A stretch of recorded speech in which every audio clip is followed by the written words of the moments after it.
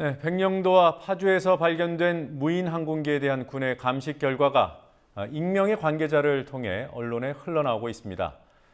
그리고 김성호 전 국정원장이 국회와 법원, 검찰, 언론에도 북한 세력이 있다고 발언해 논란이 일고 있습니다. 오늘의 주요 뉴스들 정리해 보겠습니다. 황준호 뉴스 취재팀장 나와 있습니다. 안녕하세요. 예. 자, 백령도와 파주에서 추락한 무인 항공기, 북한에서 보냈다는 것이 잠정 결론입니까? 예, 군과 정보당국이 정밀 분석한 결과 북한에서 제작한 것으로 잠정 결론을 내렸다고 합니다. 국방부 쪽에서 나온 얘기인데요. 북한이 공중 촬영을 위해서 개발한 시험용 무인 정찰기로 분석됐다라고 밝혔습니다. 여러 가지 근거가 나왔습니다. 백령도 추락 무인기 같은 경우는 레이더에 포착됐다 사라졌다 이런 것을 반복했지만 항적을 보면 북쪽에서 내려왔다는 겁니다. 특히 파주 추락 무인기에는 엔진 배터리 뒷면에 날짜가 아니라 날자라는 북한식 표기가 나왔다는 설명도 있었습니다. 그러니까 날짜가 아니라 날짜라는 것은 비행 날짜가 아니라 날짜의 북한식 표기라는 얘기죠? 그렇습니다. 네. 메모리 장치를 보면 어디를 촬영했는지 알 수 있었을 텐데요. 예, 경기 북부 지역 또 서울의 일부를 촬영한다는 설명이 나왔습니다. 그렇지만 국방부 관계자는 영상의 수준이 구글에서 받는 위성사진보다 해상도가 낮다면서 군사나 테러 목적 또 정찰 수준이 아니라 일반 수준이라고 설명했습니다. 그런데 이런 모든 설명이 관계자 혹은 소식통 이렇게 익명으로 나왔다는 특징이 있습니다. 정보사항이라서 그렇다고 할 텐데 과거에는 정보사항 같은 경우도 실명으로 했던 적이 있었는데 왜 이번에 이렇게 민감한지는 의문입니다. 이런 정보당국의 설명에 대해서 SNS에서는 반론도 여러 가지가 나왔는데요. 특히 전문적으로 촬영을 하는 분들이 이렇게 낮은 해상도의 사진을 북한이 왜 찍으려고 할까 하는 의문을 많이 제기했었습니다. 네. 자, 오늘 아르바이트 노동조합 알바 노조가 대기업 프랜차이즈 가맹점의 근로기준법 위반 사례들을 공개를 했더군요. 어떤 사례들이 있었습니까? 기자회견에서 여러 명의 제보자들이 우리한테 많이 친숙한 프랜차이즈 지점들의 근로기준법 위반 실태를 고발했습니다. 몇 가지만 소개해 드려보겠습니다. 롯데리아 인천의 기업 지점에서 점장으로 근무했던 최 씨라는 사람이 알바 노조에 제보한 내용인데요. 사장이 주휴 수당을 적게 주기 위해서 실제 알바 노동자들이 근무하는 근무표와는 다르게 임금 계산용 근무표라는 것을 따로 관리해서 임금을 줬다는 사실이 알바 노조에 제보했습니다.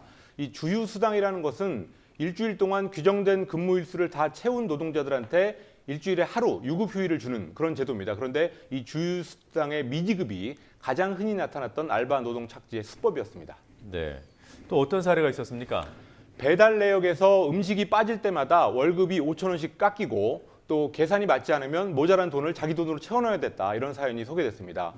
그리고 편의점 CEO에서 일했던 한 알바생은 12시간의 근무 시간 동안 식사, 간식, 물 그 어떤 것도 지급되지 않아서 날짜가 지나서 버려야 되는 음식을 먹어치웠다라는 말도 했습니다. 알바생들의 이런 열악한 노동 환경에 대해서는 오래전부터 문제 제기가 있어 왔지만 아직까지도 이런 실태를 벗어나지 못하고 있습니다. 네. 자, 알바 노조 어떤 해결책을 요구하고 있던가요? 노동부가 매년 아르바이트 사업장 감독 결과라는 것을 발표하기는 하지만 자기들 알바 노조가 제보받은 사례들을 보면 감독을 통해서 확인되지 않은 일들이 많다. 그래서 근로감독관을 대폭 늘려달라는 요구를 했습니다. 네. 자, 일단 정부의 도움을 요청한 거군요. 그렇습니다. 네. 국정원 간첩 증거 조작에 추악한 실태가 드러나고 있는데 이런 상황에서 전직 국정원장이 상당히 이상한 발언을 했어요. 예, 이명박 정권의 초대 국가정보원장을 지냈던 김성호 전 원장이 북한 세력이 국회를 비롯해서 법원, 검찰, 언론에까지 침투해 있다라고 새누리당 초재선 의원들의 모임 특강에서 오늘 주장했습니다. 국정원의 간첩 증거 조작 이 문제에 대해서는 애국심이 너무 강해서 그렇게 할 수 있다. 이렇게 국정원을 감쌌습니다. 또 유우성 씨의 변호를 맡고 있는 민주사회를 위한 변호사 모임 민변에 대해서는 안보 위해 세력 앞에 민변이 마치 하수인이나 전위대 같은 역할을 하고 있다라고 색깔 공세를 폈습니다. 네, 과거 박홍전 서강대 총장의 발언을 연상케 하는군요. 예, 야당에 대해서 이 김성호 전 원장이 했던 말이 아주 망언급입니다. 지난번 국정원 개혁 문제로 시끌시끌했는데 북한 당국자들이 국회에 앉아 있다는 인상을 받았다 이런 말을 했습니다. 이분은 국정원장을 했지만 과거에 검사 출신이고 또 노무현 정부에서 법무부 장관도 했었는데 왜 이렇게 국정원에 대한 충성심이 높아졌는지 궁금할 따름입니다. 네, 국정원이 지켜야 하는 가치, 국가 안보에 대한 충성이야 당연히 있어야겠지만 국정원이라는 조직에 대한 충성심을 갖고 있는 것 같아요. 그렇습니다. 근데 이 김성호 전 원장은 조직에 대한 충성심이 아주 높아진 것 같습니다. 네. 자, 이 밖에 짚어봐야 할 뉴스들 어떤 것들이 있습니까? 박근혜 대통령이 내일 공식 일정을 잡지 않아서 제주 4.3 항쟁 위령제에 참석이 불가능할 것으로 보입니다. 청와대는 감기 몸살 때문이라고 말했지만 제주지사에 도전하고 있는 원희룡 예비후보는 건강상의 문제도 있고 또 일부 보수단체에서 제기된 문제 때문도 있다라는 말도 했습니다. 새로운 기준 적용으로 국내 총생산 GDP가 많이 늘어났음에도 불구하고 한국의 가계, 기업, 정부의 빚은 전체 경제 규모의 3배에 육박하는 것으로 나타났습니다. 일본 정부는 모레 독도가 일본 땅이라는 주장을 담은 초등학교 교과서 검정 결과를 발표할 예정이어서 한미일 정상회담 이후의 한일 관계에 다시 한번 악재로 부상할 것으로 보입니다.